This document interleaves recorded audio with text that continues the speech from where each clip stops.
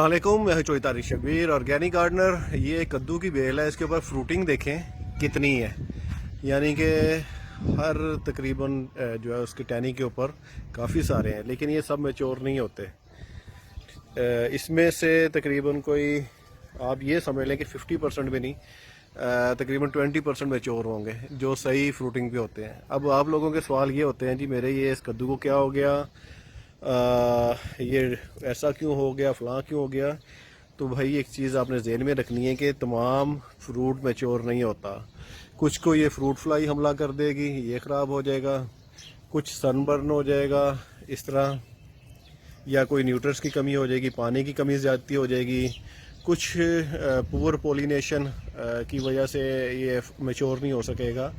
तो तकरीबन इस तरह जो है ना कोई 25-30% जो है फ्रूट वो मैच्योर होता है।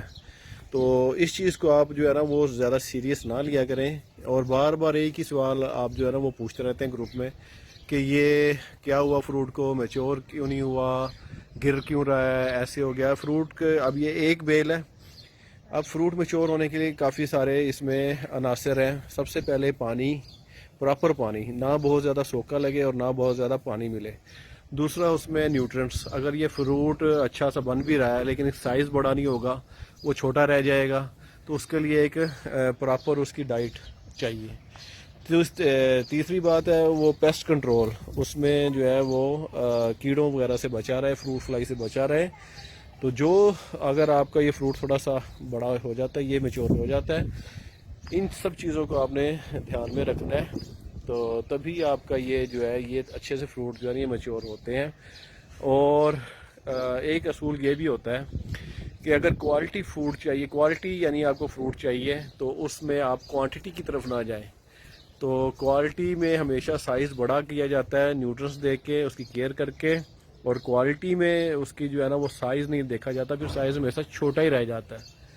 तो ये इस चीज़ों का है। आपके सवाल बार बार वही आ रहे होते हैं, ये अब मैं इन चीज़ों की टेंशन नहीं लेता। ये ख़राब हो रहा है, ये ख़राब हो रहा है, ये ख़राब हो रहा है, ये ख़राब हो रहा है, ठीक है, ये ख़राब हो गया, ये ख़राब हो गया। अब मुझे पता है कि इसमें से जो है ना 30-34-40 तक ये फ्रूट मैच्योर होगा, इससे ज़्यादा नहीं होता। तो उम्मीद है कुछ आपको समझ आ गई होगी। अच्छा, ये एक मैंने वो लगाई थी घिया तोरी। ये एक अजीब सी नस्ल की निकल आई है। अब ये मेरे लिए भी नई बात है, पहली बार लगाई है।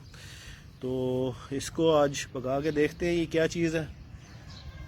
घिया कद्दू में जो दो चीज़ें हैं ना, एक गोल कद्दू है, एक लंबा कद्दू है। अच्छा, लंबा कद्दू जो है इसके फ्रूट मैच्योरिंग रेशियो जो है वो गोल कद्दू से ज़्यादा है, ठीक है। इसका फ्रूट ज़्यादा मैच्योर होता है।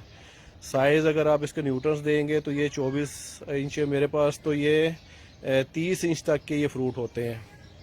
अभी मैंने कुछ दिन पहले आपको वीडियो वो तस्वीर एक डाली हुई थी ग्रुप में, उसमें 28 इंच का था ये। जी, तो अच्छी फ्रूटिंग के लिए आपको हमेशा सीड भी अच्छा चाहिए होता है। अगर आप आम सीड लगा लेंगे तो उसकी वो क्वालिटी नहीं बनती।